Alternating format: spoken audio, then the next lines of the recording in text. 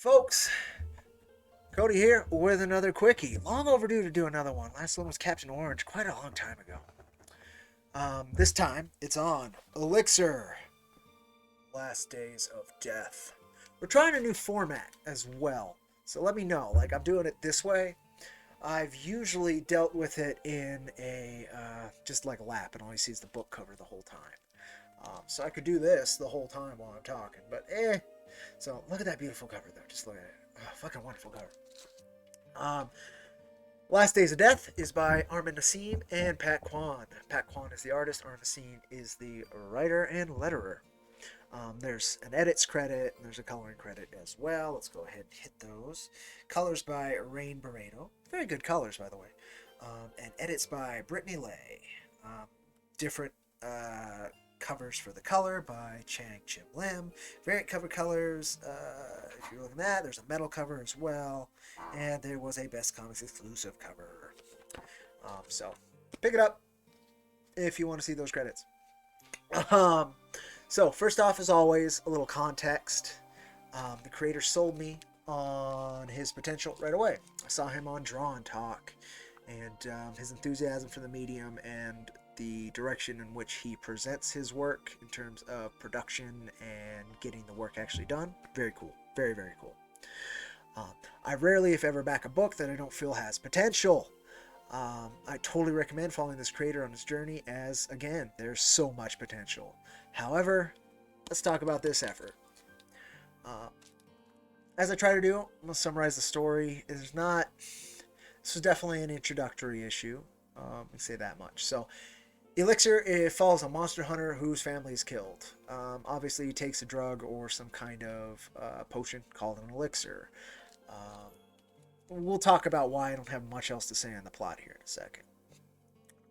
Because that's about the gist of issue number 1.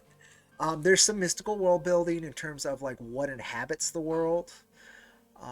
There's a little bit of character development, so we get to feel out the main character pretty good, but I don't even remember his name very much. And there's a few interesting ideas sprinkled throughout. But let's talk about this good stuff first. The art is wonderful. I really like the line art. It's sketchy, but very, very attractive. It's good looking art. It leans heavier towards manga inspiration, the lines, than traditional Western comics, which is nice in my opinion for the story they're telling. And the colors complement it wonderfully. The artist really was wonderful, and it does a decent job rendering the paneling, and I've got a lot to talk about the paneling. The color's beautiful. The character designs are really cool. I really like the character designs.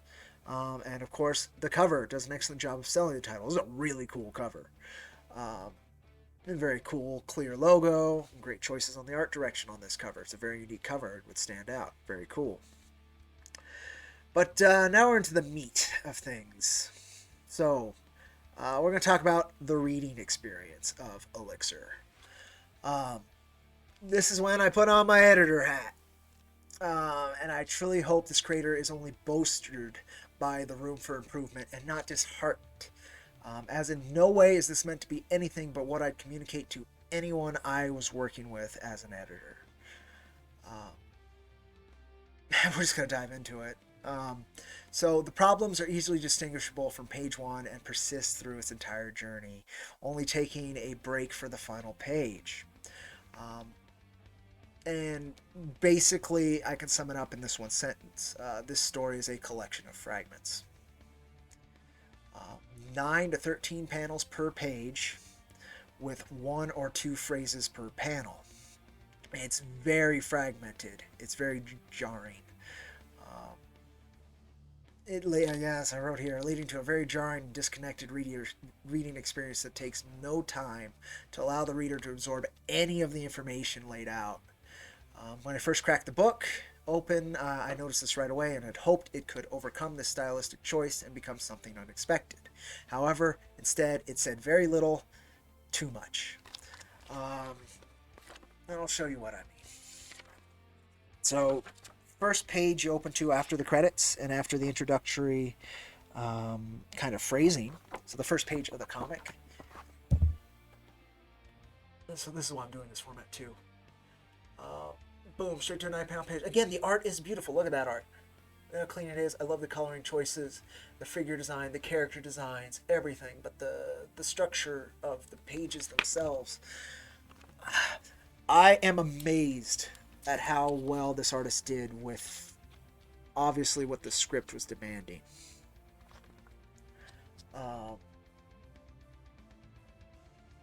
The plot's razor thin. It's not much of a plot to it. It establishes a monster hunter, tries to give him a little bit of personality. It kills his family, Punisher style, and then sets him out on a journey. It's a very simple first issue. It introduces some of the world building. It introduces like the last days of death part of it a little bit with a mechanic with his children that haven't lived long enough to know death, so they're going to live in my garden.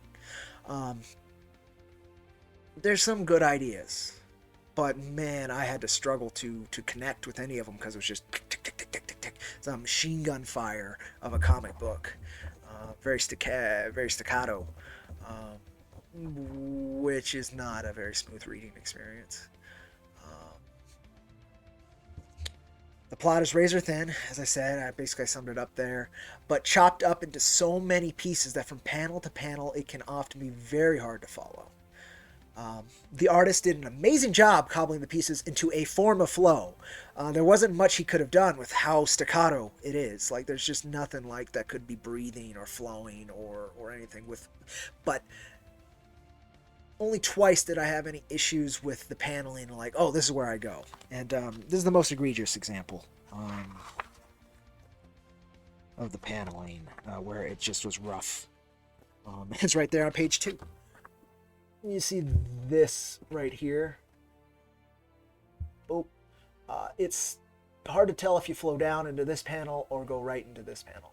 And even reading it doesn't really help. The lettering doesn't help me figure out what I'm supposed to do. I think it's down, boom.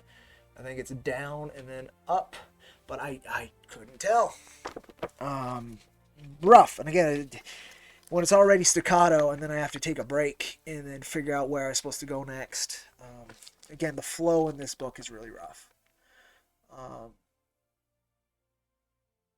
Much of what was done here could have been accomplished in a much clearer, more concise fashion, and a lot more progression and development could have filled these pages.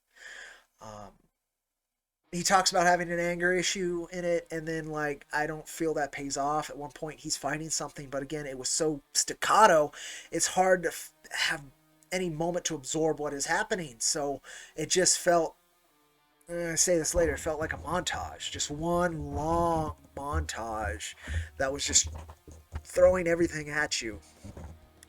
I've made mistakes with writing in doing that. In terms of, like, here's all these ideas I want to present to you. But I've never done it in this form so fragmented. I could certainly say it's unique in everything I have ever read. I've never read a comic book this fragmented.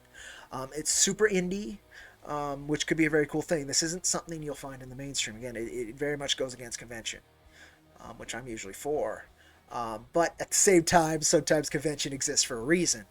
And here, the breaking of convention led to a sort of unpleasant reading experience. The word choice is great. Again, like, even the writing word choice is good. What it's trying to communicate is good. But it's hampered by the panel-to-panel fragmented flow. Like, I read a lot of Punisher. Punisher ends up fragmented. But it's 6 panels, 5 panels a page. And then there's a filler, a big open page that you see Frank doing something. Or action with no writing. This did not pull it off. It's the first time I've encountered this. It's true. So for that, it's really neat as a unique example of something. But at the same time, I have to convey too little is said and done in far too many panels, and everything bleeds together into a montage of heartedly attempted coherence. So you can feel what it's trying to do, you understand what it's trying to do, but it is not doing it. It is pushing a boulder uphill, and it consistently going nowhere. Better example, it's pushing a boulder up a treadmill. and going really fast at it, like trying really, really hard to do it. So, I surely hope this team continues at this. It's a good team in terms of pairing. So much potential lies in what is built here. It's very true from the story and what the team's doing. But at the same time, I feel the team needs to find more confidence in single statements and concise storytelling instead of breaking ideas into tiny, insequential pieces. I'm going to back the next one for sure, just to see this team's artistic journey grow. If they take a moment to breathe and condense the work, this could be a damn fine piece of sequential art. But as it is so fragmented. It is a very unpleasant reading experience. And no matter how much I want to like the heart put into this, it didn't feel confident. It didn't feel like I had something to say and I needed to say it this way. It felt like I have this to say, this to say, this to say, this to say, this to say. Do you get it? This to say, this to say. And there's a ton of potential. So, anywho, folks, appreciate you greatly for joining me on this quickie.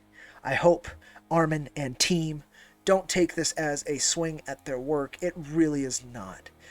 I do this series, the mission statement of this series is to primarily review creator-owned works that either have an editor that I feel did not do their job, or to provide statements about what a very unique and individual expression, communicated to me.